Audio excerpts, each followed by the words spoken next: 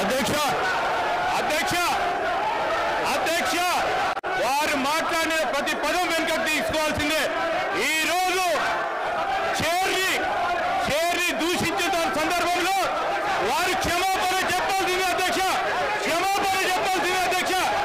అహంకారంతో మాట్లాడకూడదు అధ్యక్ష. క్షమాపణ చెప్పాల్సిందే అధ్యక్ష. క్షమాపణ చెప్పాల్సిందే. ఈ రోజు చైర్ పైన దూషణలు చేస్తూ బెదిరించే కార్యక్రమం చేస్తూ ఈ రోజు వారు చేసిన మాటలు విషయంలో తప్పకుండా జగదీశ్వర్ రెడ్డి గారు వారి పార్టీ పూర్తి స్థాయిలో క్షమాపణ చెప్పాల్సింది అధ్యక్ష.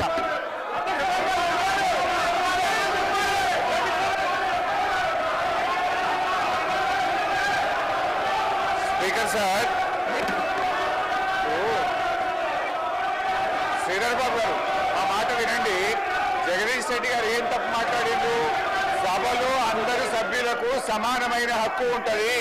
సభ అంటే ఒక కాంగ్రెస్ పార్టీకు, సభ అంటే ఒక ప్రభుత్వానికి సంబంధించింది కాదు, ప్రతిపక్ష శాసనసభ్యులకు కూడా సమానమైన హక్కు ఉంటుంది అని చెప్పి జగదీష్ రెడ్డి గారు అన్నారు. దాంట్లో ఎంత మాత్రం జగదీశ్వర్ రెడ్డి గారు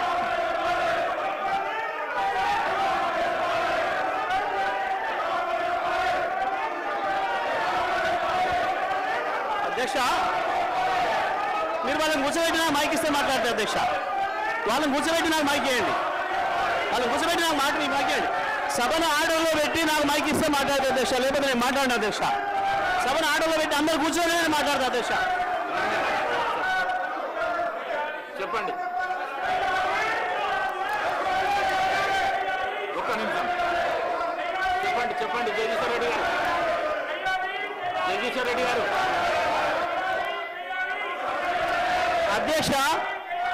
అధ్యక్షుల వారి బాధ్యత సభను ఆర్డర్లో పెట్టడము.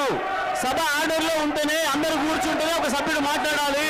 నేను సభా సాంప్రదాయాన్ని నేను మాట్లాడుతున్నా. స్పీకర్ గారి పవర్స్ గురించే నేను మాట్లాడుతున్నా. స్పీకర్ గారి ఆదేశాల ప్రకారం అందరూ కూర్చుంటేనే నేను మాట్లాడతా. నేను అదే ప్రశ్నించదలుచుకున్నా. స్పీకర్ గారి అధికారాలకు సంబంధించే మాట్లాడదలుచుకున్నా. నేను అందరిని ఆర్డర్లో పెట్టండి మీ అధికారం ప్రకారం. ఆ తర్వాత నేను మాట్లాడతా అధ్యక్ష. పెట్టండి సభ ఆర్డర్లో పెట్టండి.